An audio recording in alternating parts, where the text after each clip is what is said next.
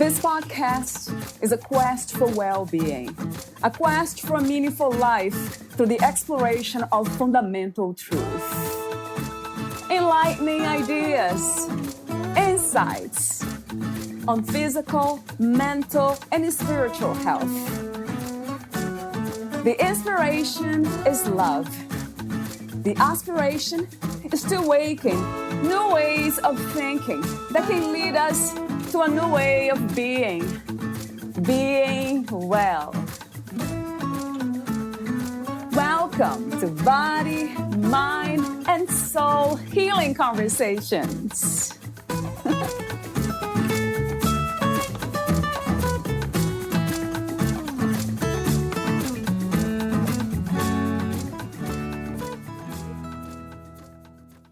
The great teacher of the now, Eckhart Tolle, expresses it beautifully. Life will give you whatever experience is most helpful for the evolution of your consciousness. How do you know this is the experience you need? Because this is the experience you are having at the moment. What if we stopped judging what presents itself in our lives and paid greater attention to the reason it was there? What if we took full responsibility for it and no longer felt like a victim of circumstance? How would your life journey change course and lead you in the direction of your awakened self? These are the questions you should ask yourself, especially when your journey has you lost in a forest of debris. The guidance you seek is just a small step in the direction of you.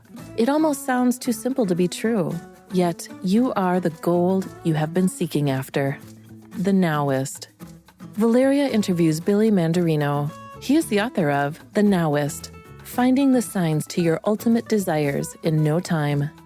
Billy is also a speaker and Now-Ist, teaching people to become more aware of the gifts in the present moment. His hit book, The Now-Ist, is full of wisdom from his own journey. The inspiration and truth Billy Mandarino presents in his new book, The Now-Ist, is a life-changing creation. Billy dives deep into the essence of us all and breaks down present moment living in a very unique way. Meet Billy at billymandarino.com. Here's the interview with Billy Mandarino.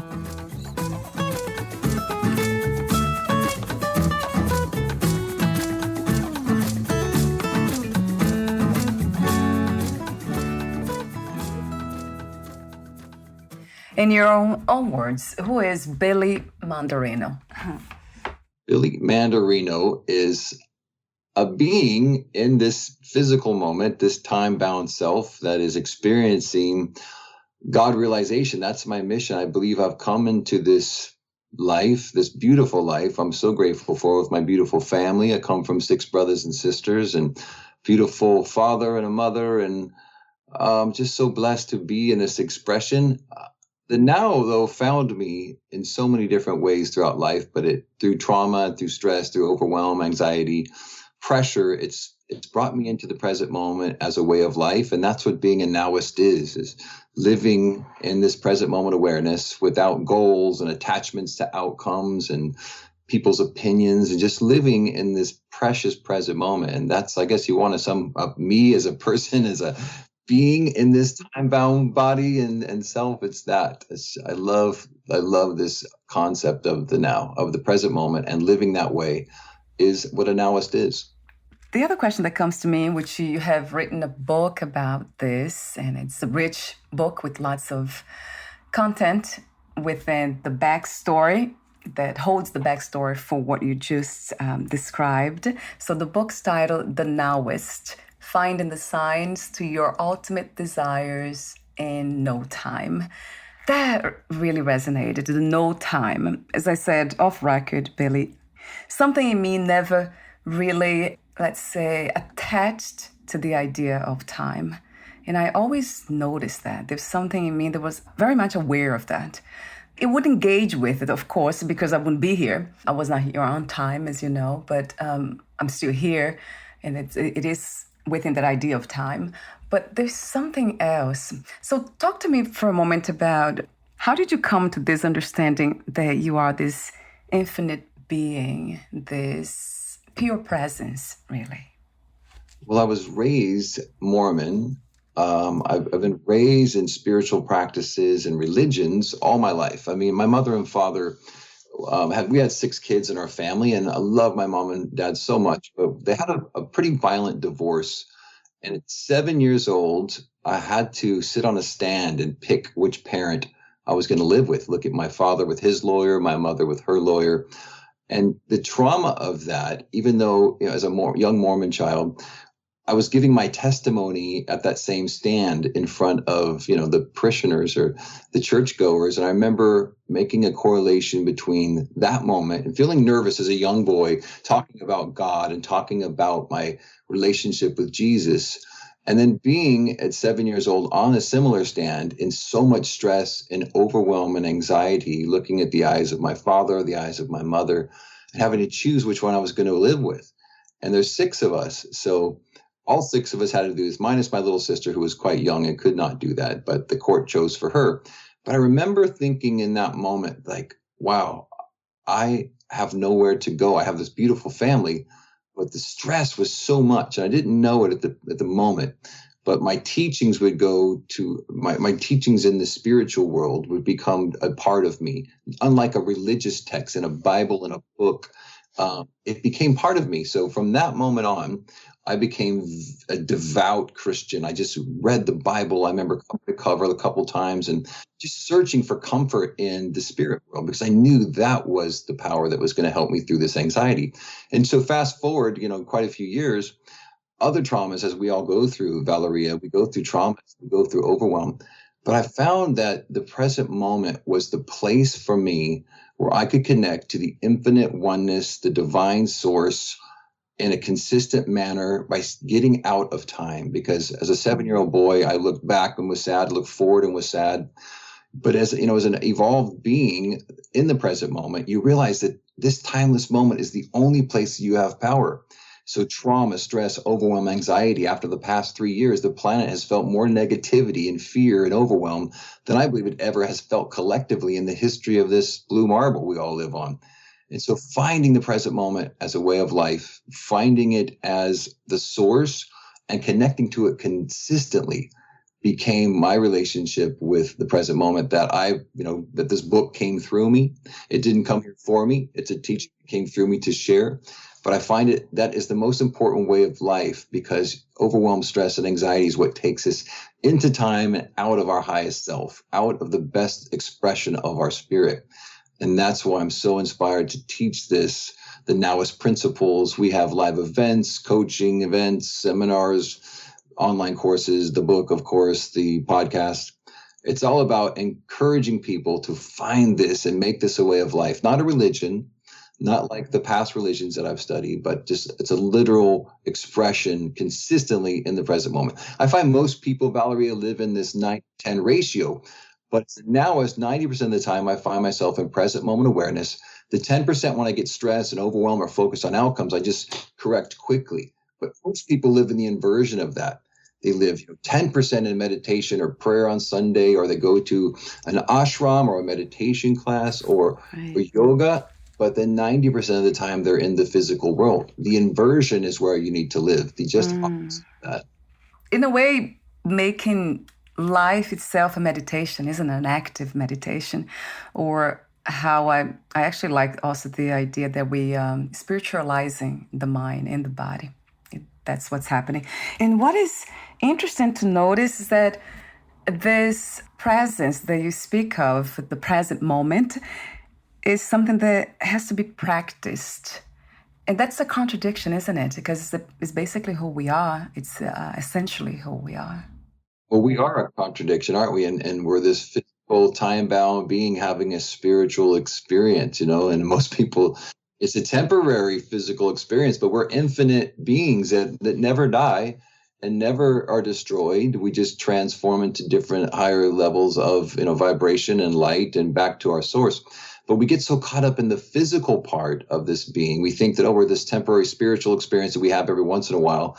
But the physical is so overwhelmingly powerful. The gravity of our bodies and the gravities of our problems and of our mind take us out of our presence. But once again, that inversion, you need to practice presence into your life as a way of life, not just through a meditation or a prayer or a yogic experience or whatever it might be. It has to become a way of life, because then you build up what I call spiritual immunity in your system, not this physical immunity. We have, of course, going through viruses and pandemics, we have this physical immunity that we're so focused on, vitamin C and D and and breathing and exercising. But the spiritual immunity, what I found through the stresses of the world, emotional, traumatical stresses that happen through experiences, and this emotion of the body, which is these hormonal emotional experiences that we have, the spiritual immunity is how you offset that and how you become, empowered to create this life that is here to be of service to others. I believe that's our mission. That's all of our dharma,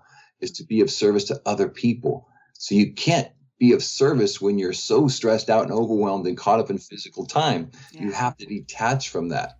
Yes, that is so true. That's one of the questions that I often ask. What's the purpose of life? And if there is one purpose, what would that be? And I get that answer over and over again: to help others, to be of service. And of course, I hear love too, that comes up, but that is the same thing. Once we find love, then we just kind of share that love. I'm sure you've read A Course in Miracles, Valeria. I just love the passage in there that says, our purpose is to learn to think like God thinks. Yeah. Like, imagine if we use our mind to think like the divine creator of the universe, of all infinite oneness. I mean, if we could learn to think like that, wow, there's a great purpose.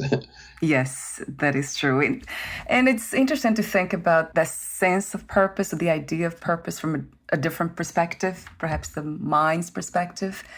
Doing something out of devotion, which is great, but not a devotion to something that is outside of us. That's what I often see with people in my family who are devoted to, in a religious way. So they believe that God is out there and they're doing this for God. But then the way I like to see or perceive is that everything is God. There's nothing that is not God. Amen. If we want to talk about the most published book in the world, the Bible, in Exodus, when Moses is at the burning bush, he's told the name of God. And the name of God is I am that I am. When you look at that and you realize that we are all God, the God told us that we are one with God. The I am presence, the I am that I am. You point to whoever you're pointing to is the that, and the I am is repeated because it is the one with God. It's you are altogether God, and God is altogether you. It seems to me that that's the ultimate message to not really to understand, but to be realized and experienced. But I wonder why it doesn't happen. Perhaps in this lifetime, it won't happen for so many of us. What are the obstacles to that, Billy? It's time, Valeria. It is time. Time again. I love Meister Eckhart. You know who Meister Eckhart is? Yes. He says time is what keeps the light from reaching us. There's no greater obstacle to God than time. Right. Meister Eckhart. I love that quote. Yes. That quote opens my book. Right. I'm going to say it again because it's so good in case your listeners. I have it here, yes. Time is what keeps the light from reaching us. There is no greater obstacle to God than time. That is what we need to make part of the DNA of our soul, of our cells, of the cells of our body. If we can get in that relationship with time and not, have the time be the thing that helps us find God or our purpose, but the infinite part of us, which is timeless. I mean, if we can spend that energy and that light in timelessness, that's when you find God. And there is no separation and there's no time in that. There's no journey. It's a distance without journey. A distance without journey. I mean, that makes sense. I would love to hear from you a bit more on that, because so many of us are trying to understand with the mind, intellectually, these things. So what are the other ways that you can explain this in a practical way, per se, that you can describe this timeless beingness? Does it feel like anything? Would joy arise from that spaceless, timeless thing? Not even a thing, a no thing. Well, happiness, Valeria, happiness is, takes something to create happiness. We need an experience. We need a physical experience, usually to create happiness. Joy is derived from the source. I believe joy comes from love, and we are all together that. And there is no It's only when you separate yourself through time and through thoughts and through thinking of past, future events that happiness, arises or descends into zero, into nothingness. We get so caught up in trying to be happy through our doings, right? It sounds corny. You've heard it 100 times. We're human beings, not human doings, but we get so caught up in the doing and so caught up in goal setting and outcome focus. And I love the great teachers of self-actualization, and Abraham Maslow comes to mind because he was always talking about teaching self-actualization to the academic communities. And he says, when you could become independent of the good opinion of other people's and simultaneously detached from outcome, you become self-actualized. It's so tough. We're in this comparison mentality. We care so much about what people think of us. We attach to outcomes because we want people to think differently of us. We want to accomplish so much. So the Joneses, if you will, the people that are perceiving us have a better opinion of us. So we feel happy, but that's so temporal. It's so temporary. The joy derives only from God realization and from present moment awareness and living in that infinite oneness without duality. So I just have so much love and appreciation and practice in living in that space. I'm so passionate about it that once again, I don't feel motivated to do it. I'm inspired to do it. That caught my attention, what you're saying about expectations, results, outcomes. So it's very much directly connected with the separation, the feeling of separation. Because in truth, we are not separated from the divine God. We are God from that perspective. But we cannot get the benefits in the way of being God unless we spiritualize the mind, unless it's almost like a trust kind of dynamic. For me, has been. Yes. It's the mind trusting that divine awareness. There's trust happening. Isn't that interesting? Because the mind is very much grounded in survival. So it's very protective of the body and it's in everything else around it. And that's the ego. I mean, isn't it? The mind is the ego. The false self, as so many traditions call it, the ego. And I love Dr. Wayne Dyer. I know you've read Dr. Wayne Dyer. His acronym I love, and I think it's the best one to represent ego. He said EGO, edging God out. It's an acronym for the ego. So your ego is trying to be something other than God. It's a false self. And so why do we spend so much time in our ego? The ego is ultimately trying to destroy the self, keep the self from shining and bubbling up within your being, because it knows that it's the death of the ego, the highest self. Your self-actualized being, when it's realized, the ego disappears, and it's the death of the ego. So it's fighting all the time to tell you you're not enough. You need more of this. You compete with the Joneses. You're separate from what's missing in your life, and you have to. I hate to use the word fight, but you've got to have practices and ways of living in time-bound world, in this time-bound world, to keep you in the present moment and keep you in that divine light as a way of life. And then the craziest part about that is when you live that way, you put your attention. I believe our imagination is one of the greatest gifts we've been given. Right. So you can use the power of your imagination to put your attention and your attention on what it is you want to manifest and bring into your life. And when you're clean, when you're not focused on outcome and ego-based desires and wants, you become a very powerful manifester, and you attract abundance in all areas of your life. And that's the rub, you think, whoa, I love Lao Tzu in the Tao Te Ching. He says, you're not doing anything, you're being done. So to be in that doneness, if you will, that's where the magic happens. There's so much wisdom. I know your book and the words that you communicate and the message you're communicating now, it's just so powerful. And then sometimes it only takes one, we want to say split second, split moment. Gosh, it's so much embedded in our language, right? We almost don't find language for the pure presence that you speak of, a divine presence, because it's not really communicated through language. You're so right. That's it. It's just a pointer. The Now-Ist.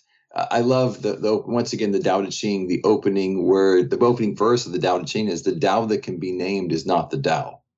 So that you can't name it. You can't name God. We just, you can't name it. You can call it anything you want. It It's not, you can't name it. It's the placeless, timeless, nameless thing. It's freedom itself, isn't it, Billy?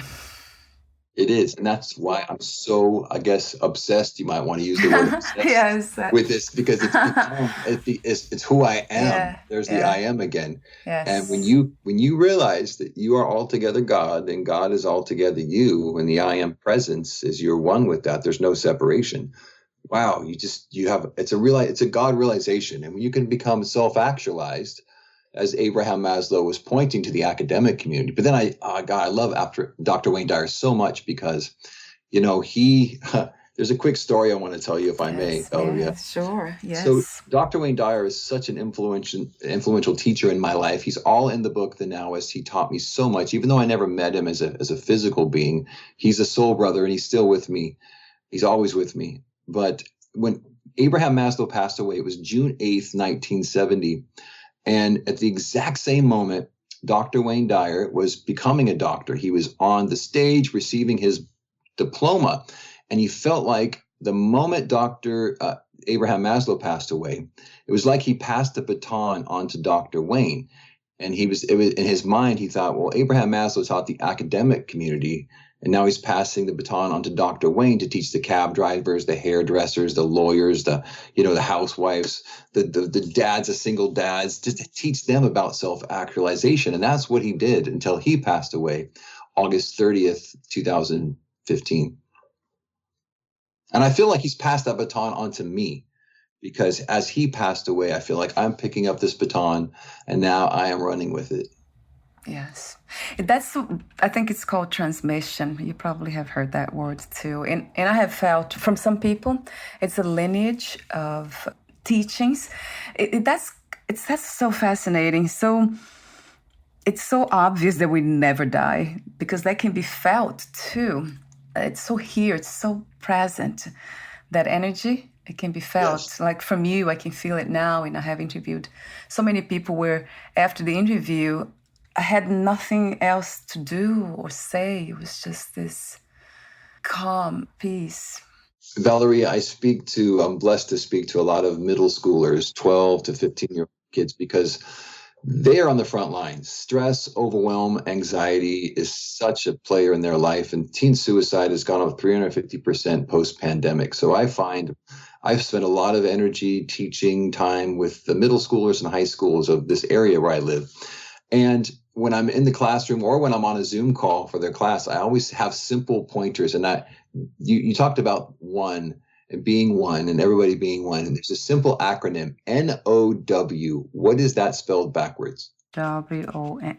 Oh, that's in your book, of course. Yes. So when you're in the now, you've won your presence back. It's also a homonym, ONE, one. It's just a simple little pointer that I bring to the youth, and I offer it to anybody that's listening. But when you're in the now, you've won. Your presence is one of the most precious things you have. How often do you spend time in present moment awareness, and instead of the doing and the seeking and the goal setting and the taskmasters that we all become? You have to make the present moment a way of life. And that's truly what being a Now-Ist is. It becomes a practice. Which really kind of after that, it's that trust again. We trust Source, God itself, life itself, to just do what it does instead of getting in the way. I used to not really kind of subscribe to the idea of free will. Something in me would kind of keep insisting that everything, it was guided. There's nothing here that was not God. And even if it didn't look like it, it was anyway. So there was a judgment from the mind, from the ego mind, if there was any judgment. And then I heard recently kind of that idea, it's kind of becoming more flexible now in a way that seems like there is free will. We can choose to stay within the realm of the ego or move back, return to awareness, to presence. Is this something that you also talk about, teach, that movement? And there's also, let's say, the evolution of consciousness to get there, because not everyone is ready to make that movement. That is God realization, isn't it? To become self-actualized. God realization, to get out of the seeking mode and to get back into the oneness. And God gives the free will exists so that we may Yeah. have the Yeah. expression. I believe that we are all expressions of God. We are all, expressions of the divine oneness, wanting to express and experience itself in us. So we are altogether God, and God is altogether us. There's no separation. It's only when you live in that separation that you're lost, that you're stressed, that you're overwhelmed. It's that realization. It's God realization. I'm reading this wonderful book called Vasisthas Yoga. I don't know if you've ever read it before, No. but it's the it's the third longest book ever published, and I'm 500 pages into this huge book, and all they're teaching is self-actualization, the self-knowledge, self-belief, becoming connected to the self that we are all one. There's no seeking. It's just it's so, and there's so many pages and so many beautiful teachings, but they're always, the theme is the self. Why you're not connecting to yourself? There's everything else is folly. When the self is God, that's there's no separation. There's no need for transformation. It's just self-actualization. And it happens in an instant. It happens every moment that you allow yourself not to live in the duality, but live in the oneness. And that is purely the free will that we're talking about. Yes. So it's not an understanding, it's a realization, right? It is. And that's why we're given free will. I believe God wants to experience the oneness in us, but we have the will to come back. It's not an outbound journey. It's a journey within. It's a journey without distance, a distance without journey. It's both. Yeah, I love that too. The mind doesn't grasp, it can't understand it. That's why we can't try to understand with the intellectual mind. Although it begins that way, right, Billy? It has to, right. We have to read scriptures. We have to read deep texts. We have to, because of course, knowledge, I love Einstein. He says, imagination is more important than knowledge. Yes. But knowledge is important, but imagination is more important than knowledge. Why would he say that? He says knowledge can take you from A to B, but imagination encircles the globe. That was a clue from arguably the most brilliant mind that walked the planet to tell us that imagination was more important than knowledge. That's why I feel like your imagination is one of the greatest gifts you've been given, because you can put your attention with your imagination on what it is you want to grow into, manifest in your life, serve, become, the highest version of yourself, God realized itself. And that's our mission. I believe that is our dharma, all of our mission on this planet. The meaning of life, I believe, is to be of service and to serve from your highest self. I love that. Thank you so much for being open to imagining this. I know it really feels like this. We are imagining everything. In your book, you say imagination creates reality. That's, I think, is a sub-chapter, a theme there. And every time I hear the word imagination or kind of read it, it kind of gets me to think about a dream. So it's that I visualize a dream, like sleeping at night and having a dream. So the mind is doing that. Everything is mine. The mind is creating all those experiences that we think that we are going through. Valerie, have you ever read As a Man Thinketh, the book by James Allen? No. My gosh, there's this wonderful poem in there I want to recite to you because I love it. It talks about mind and man. It says, and man being woman, all in one, there's no separation.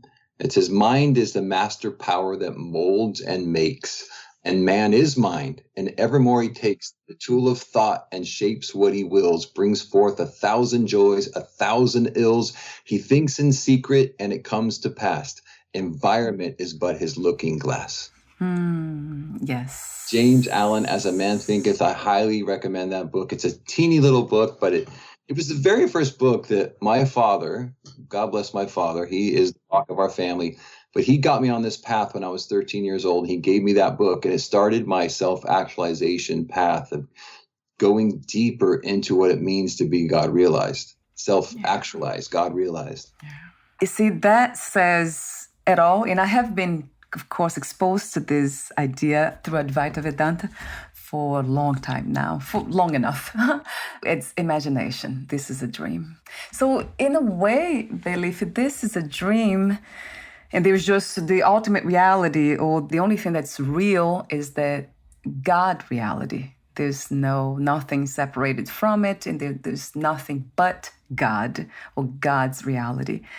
Then it goes back to, is that in Buddhism, where they say there's nothing to worry about. There's everything is well. Everything is how it's supposed to be. Exactly. There's nothing to fight for. There's nothing to resist. No one to teach. Nothing to be realized. And it's just, this is just that dream. But then it goes back to, if we are dreaming, we're having a dream, and then we wake up in the dream, we realize that we're dreaming in the dream, then we will have, let's say, more, I wouldn't say more joy, because joy comes from that realization. So happiness, per se, it won't increase our happiness or anything like that, because we'll still suffer, we'll still go through the motions of that reality, dream reality. We can't do much about it. But something happens, because now we know we are dreaming. And it's easier to let go of concepts, of everything that we have learned, have heard. And just as you teach as a Now-Ist, just be here and present to what is present, without any agendas, without any expectations, trying to get anywhere. There's nowhere to go anyway. So to me, that has been one of the most clear teachings of all. Oh, for me, one of the clearest teachings and practices. Just the practice of letting it go, just letting everything go, and being free. You are so right. And what I love so much, Valeria, is the concept of contentment. Being content. How often are you content, Valeria? Very often. Very often. Yeah. And you're rare, because most people that I work with and I run into, or I just family, friends, clients, whatever you have, contentment. I just find that contentment is so fleeting, because we get so caught up in the seeking mode, and we never get to be. We just rarely have these moments where we're just, I don't want for anything. I'm so happy. And a quote from my book is, when you have everything you need, you get everything you want. And there's the rub. It's tough to be content. And I love the poets. I mean, William Shakespeare, I love him so much. And my wife is a brilliant teacher. She has a degree in English, but she taught Shakespeare in high school for years. And I just love this quote about contentment from William Shakespeare. He says, "My crown is in my heart, not on my head, nor decked with diamonds and Indian stones, nor to be seen. My crown is called contentment. A crown it is that seldom kings enjoy." Contentment. If we can become content, and contentment only happens in the present moment, because you cannot attach yourself to an outcome, to a past, to a future. When you in this moment can be content, find your contentment. There is where, your bliss, your peace, your connection to the divine, the oneness is in contentment. Find out how to be content. And get out of the seeking mode. I love the word contentment. They're just words, but for some reason, I choose to use inner peace instead. They are the same thing, I would say. Absolutely. That is beautiful. Just like the first verse of the Tao Te Ching, the Tao that can be named is not the Tao. And peace, contentment, the words are just pointers, aren't they? They're signs. Yeah. It's a language that we all speak. It's like music. It's just this universal language. We all get it. Contentment, spirit, peace, mindfulness, whatever word, it's more of an experience of energy and light than a physical, tangible thing that we could connect to. That's for the conditioned mind and body, living in the dream, because we can't really disappear in the dream. Talk to me for a moment, Billy, about the cover of your book, the symbol. That caught my attention from the get-go when I was exposed to your book. It's a beautiful symbol to look at it, even without knowing, because I try not to understand intellectually anything, just kind of feel the energies, and it's very powerful. So may I ask you, what is it when you look at it for you? I've never asked, I've done a lot of podcasts. I've never asked an interviewer, when you first saw it, do you remember what your impression was, or how it made you feel, or what came up for you? Yes, that sense of inner peace, that was present. Inner peace. It just arose in the moment. Whatever was doing in that moment, it was just there. And it is now, like every time I look at it. I read about it in your book briefly, but I try not to memorize anything too. If the memory comes now, then it's fine. But I try not to remember and kind of use memory too much. You're being a nowist. You're so present. You're so unconditioned. I love that. That's how we approach this conversation today. And well, that is the nowist symbol. The cover of the book is the nowist symbol. And that symbol is a technology, if you will. It's, it's spiritual. It's a symbol that found me. I did not find it. Yes. It was a series of synchronicities, and I know you know what synchronicities are. Yes. Yeah. And for those that don't know what synchronicities are, synchronicity, the word was coined by Carl Jung, and it means an acausal, a random occurrence that you think is just a happenstance or an accident. Actually, is the divine universe conspiring to serve you through. I've learned these are called spiritual breadcrumbs or synchronicities. These things show up in your life, but you have to pay attention. And for me, I had what's called a satori, which is a flash of enlightenment years ago. And to not get too long into this long-winded story, I just want to tell you, basically, I came home to our apartment, and the carpet where we lived, I walked on this carpet for probably 11, 12 years. And this carpet was that symbol. That symbol was already fleshed out in this carpet. But I had just had a satori that day earlier. And when I came home, this symbol perfectly represented what I experienced. And in my book, I go into great detail about it. And in my podcast, it goes into even further detail. But this symbol for me is a technology in the sense that if you look at the symbol, it looks like a cross. And you see a horizontal line, you see a vertical line. So if you notice when you look at the Now-Ist symbol, in the very center, there's like a flash of light. There's a flash of light. And when you allow your eyes to relax, you can almost see four beings all around the points of this crossification. So when you have a vertical line and a horizontal line, that horizontal line represents past and future time. There's the past, there's the future. It's this linear timeline of chronological time. Then you have the vertical line. Well, the vertical line is straight up to God, infinite time, divine time, where there's those two intersect. That crossification is the now. The Now-Ist symbol is a representation and a reminder how to get out of time by allowing yourself to be in the vertical when your thoughts and your awareness and the physical part of you is caught in past and future. When you can bring your awareness to the present moment through breath, through imagination, through physically getting your awareness in your mind to stop thinking about this past and future. You get in the vertical. That crossification is the now. And so there's also a Now-Ist prayer, a Now-Ist meditation that goes with that. 4 prayers, which once again, you can learn so much more about it at billymandarino.com. If you pick up my book, The Now-Ist, on my website or any of the places you buy books, Amazon, Barnes & Noble, I teach deeply about the Now-Ist symbol and the Now-Ist meditation. And the Now-Ist teachings are really hinged, and that is the spark for the entire transformational teaching that is living as a Now-Ist. Yeah. See, the word that would, instead of inner peace, it would be kind of inspired by that, probably infinite. I do have something in this room that I record the podcast. I have a symbol too that I don't even know the name. I actually have the name somewhere, but I was attracted to that symbol that looks very much like this one, the one that you have on the cover of your book. I see this symbol and versions of this symbol everywhere. I mean, I think it started as perhaps a cross. Maybe it could have been a Catholic cross or an ancient cross. These symbols are everywhere. But the reality is you've got these 4 directions like a compass, right? North, south, east, west. You've also got the 4 points of a cross. But that crossification, that center, that is where the power is. That's where your awareness gets out of time and you get in that vertical. And when there's an explosion of light in the center of the Now-Ist symbol, that is when you learn that there is your transformation.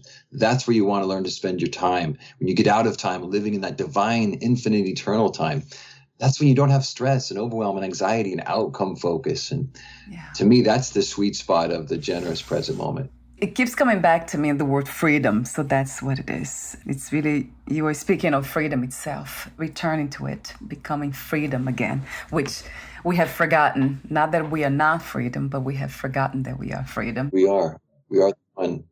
So we are almost at the end for today's conversation, Billy, but I would love for you to read a passage in your book. There are so many here that I made a note, but I would love you to choose one passage and read for the audience. Okay, then let's allow. Well, if you Well, pick a category, Valerie. What would you like to learn about? And we have 18 chapters in the book, Oh of my course, God, because yeah. 18 is a divine number. 1, and then 8 is the sign of infinity. So one infinite source. That's the reason we have 18 chapters in the book. Right. So everything has a meaning to it. Yeah, I like when my guests, they just open the book, but it just flips and then whatever it's supposed to be read. Chapter 4, Yeah. synchronistic thinking. So we talked about synchronicity a little earlier. And Carl Jung, this is what he talks about. Synchronicity is an ever-present reality for those who have eyes to see. That's a quote from Carl Jung. And it opens the synchronistic thinking chapter. So I'm going to read you a quick paragraph. Yes. Light is the purpose of synchronistic thinking. The greatest dharma or purpose one could possibly have is to be connected at all times to the oneness of all that has ever been. When you are in total and pure alignment with the truth of your being, who you really are shines through. The brilliant German theologist, philosopher, and mystic Meister Eckhart framed time as such. Time is what keeps the light from reaching us. There is no greater obstacle to God than time. Wow, you went back to that message, right? Oh my God. That's the message I believe, because we talked before we came on air, Valeria, that, someone's going to listen to this podcast 10, 20, 30, 40 years from now. And the conversation we just had, because we didn't contrive it or pre-can it, it's whatever came through in this moment is, I believe, for the listener, what they needed to hear, because there is no time. There is this illusion of time. But whenever someone's listening to this, that's exactly what they need to hear. And it doesn't happen in time. It happens to them in the divine time. That is such a much needed message, if I have to say, for so many of us who are suffering. You probably heard about pain and suffering, that suffering is optional, but yes, pain just happens natural. So there's a lot of suffering in this reality for this reason alone, that we are confined in time and we have this. There's a lot of haves. There's too much of constraining, and then we become very small. And that's why you mentioned earlier too about suicide and all that. It's just very sad. I know it's great to think about this as a dream, that this is just a dream, we're imagining everything. But, even if this is a dream, why not kind of help others in the dream to realize themselves, to understand. So that's the work that you're doing, and I have deep appreciation for it. Thank you so much again, Billy. It's my pleasure, Valeria. Thank you for having me a guest on your beautiful show. I really appreciate the light that you shine through this podcast, through your show, and through your books. Congratulations on all those beautiful books that you brought in the world. Oh, thank you. I love this. It's my sacred space, as I always say. So before we say goodbye for today, I want to thank you again for your beautiful presence and work and everything else in between that could be felt. And also, before we say goodbye for today, where is the best place to find more information about you and your work, Billy?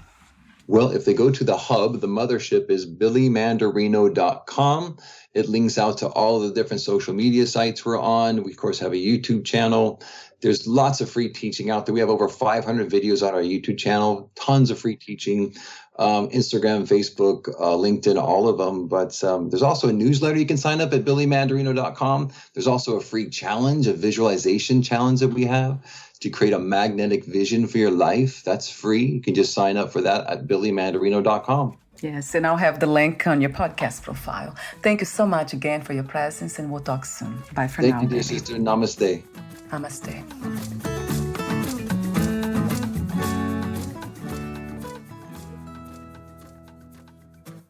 Thank you for listening. To learn more about Billy Mandarino and his work, please visit billymandarino.com.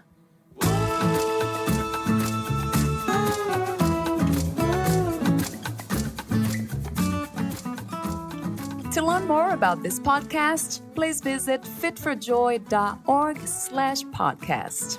Thank you again for listening, and bye for now.